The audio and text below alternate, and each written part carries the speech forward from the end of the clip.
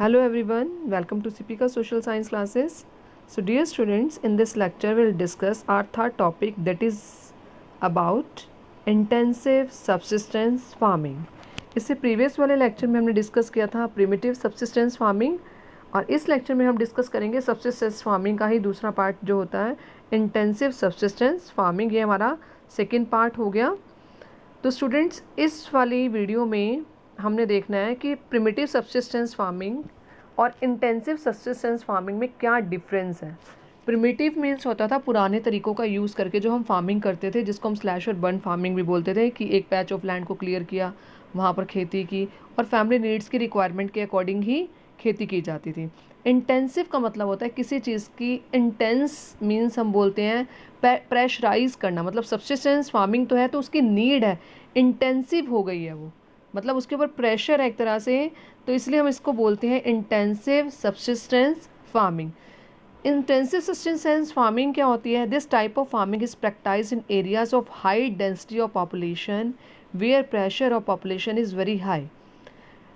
यहाँ पर जो फार्मिंग होती है ये उन एरियाज़ में होती है जिन एरियाज़ में number of people is more, जहाँ पर लोग ज़्यादा रहते हैं, जहाँ पर पॉपुलेशन का प्रेशर ज़्यादा होता है। पॉपुलेशन का प्रेशर ज़्यादा क्यों होता है? क्योंकि देखिए, पॉपुलेशन का प्रेशर वहाँ ज़्यादा होगा जहाँ पर लैंड लिमिटेड होगा, मतलब एरिया हम बढ़ा नहीं सकते, एरिया कम है और जो number of people are living there is more than the land. Land कम है, लैंड लिमिटेड है, पर वहाँ पर रहने वाले लोग ज़्यादा हैं, तो रहने वाले लोग अगर ज़्यादा होंगे तो लैंड पर प्रेशर ज़्यादा बनेगा, क्योंकि जितने भी लोग हैं उनको वहीं से एग्रीकल्चर चाहिए, तो वहीं से एग्रीकल्चर चाहिए होगी और वहीं पर वो खेती करेंगे। नंबर ऑफ़ पीपल ज़्यादा हैं और जो खेती करनी है उस तरीके से करनी है ताकि लोगों की रिक्वायरमेंट्स पूरी हो सके।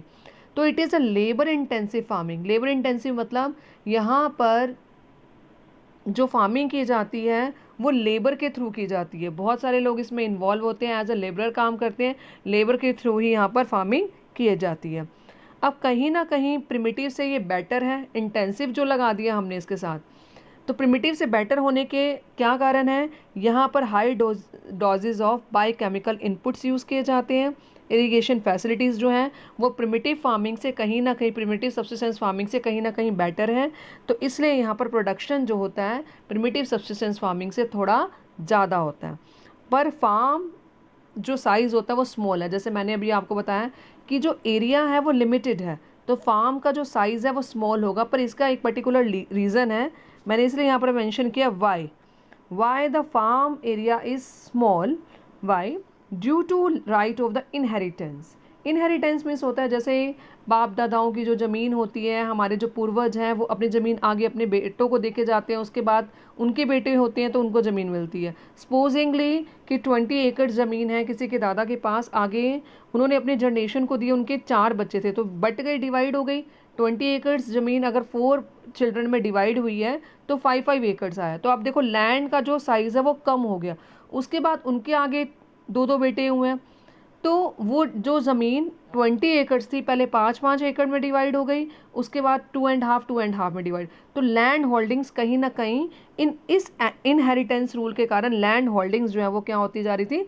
स्मॉल होती जा रही थी। तो division of land among successive generation, successive मतलब आगे आने वाली जनरेशन को लैंड को पास थ्रू कर दिया जाता है, और जब उनमें डिवीज़न होती है तो लैंड का एरिया क्या हो जाता है? कम हो जाता है। अब लैंड का एरिया कम हो जाएगा तो उसमें अगर आप चाहें तो ज़्यादा, मतलब जो कैपिटल इंटेंसिव इनपुट्स हैं वो यूज़ नहीं कर पाएंगे, क्योंकि आपको पता है कि जितना हम पैसा लगा रहे हैं, अगर मैंने इतनी बड़ी मशीनरी वहाँ पर यूज़ कर ली और इतनी बड़ी मशीनरी मैंने लगाने पर इतना पैसा वहाँ पर लगा दिया, पर मुझे इतना आउटपुट नहीं आएगा, तो वहाँ पर लोग मैनुअली लेबर पे विश्वास रखते थे और मैनुअली लेबर ही करते थे, क्योंकि वहाँ पर इतनी कैपिटल लगाने की गुंजाइश भी नहीं थी और लैंड का एरिया भी इतना नहीं था। तो farmers take maximum output from the limited land, और फार्मर ये कोशिश करते थे कि ज़्यादा से ज़्यादा लैंड से लिमिटेड लैंड से हम ज़्यादा से ज़्यादा आउटपुट को निकाल सके, और रिक्वायरमेंट जो पॉपुलेशन बढ़ रही है उन सबकी रिक्वायरमेंट्स को क्या किया जा सके? पूरा किया जा सके। और farmer do not have any alternative source of livelihood. अब उनके पास सिर्फ एक ही सोर्स होता था लाइवलीहुड का, क्योंकि आज के टाइम में हम डिफरेंट डिफरेंट जॉब्स में लगे हैं, मैन्युफैक्चरिंग में लगे हैं। पहले के टाइम में लोगों के पास एक, अब भी कई जगह ऐसी हैं जो लोगों के पास एक ही ऑल्टरनेटिव बचता है, खेती करना।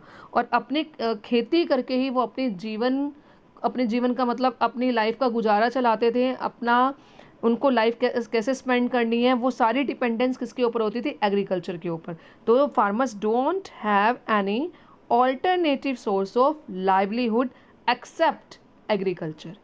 तो there is a great pressure on agriculture land, इसलिए जो एग्रीकल्चर लैंड है उस पर प्रेशर ज़्यादा बन जाता है, क्योंकि number of people are increasing, so they are creating more and more pressure over the land. और लैंड पर जब प्रेशर ज़्यादा बनेगा तो लोग ये चाहेंगे कि कम लैंड से हम ज़्यादा से ज़्यादा आउटपुट को जनरेट कर सके। तो कहीं ना है दोनों सब्सिस्टेंस फार्मिंग, प्रिमिटिव वाली भी सब्सिस्टेंस फार्मिंग थी और इंटेंसिव वाली भी सब्सिस्टेंस फार्मिंग है। उसमें पुराने तरीकों का यूज़ किया जाता था, एक पैच को क्लियर करते थे, थोड़ी बहुत खेती की, फर्टिलिटी पर ध्यान नहीं दिया जाता था।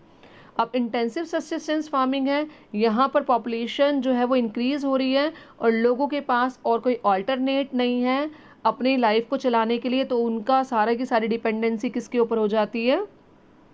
लैंड के ऊपर हो जाती है। तो आई होप आपको क्लियर हो गया होगा, प्रिमिटिव थोड़ी बैकवर्ड हो गई और इंटेंसिव थोड़ी सी अपग्रेडेड हो गई, पर हैं दोनों सब्सिस्टेंस, मतलब दोनों जो फार्मर यूज़ करता है अपनी ज़िंदगी को चलाने के लिए, गुजारा करने के लिए यूज़ करता है। आई होप आपको इस लेक्चर में क्लियर हो गया होगा। और ये आपका 3 मार्क्स का या 5 मार्क्स का क्वेश्चन आ जाता है, what do you mean by primitive subsistence farming and how it is different from the intensive farming, or what is the intensive subsistence farming, write its characteristics या write its features।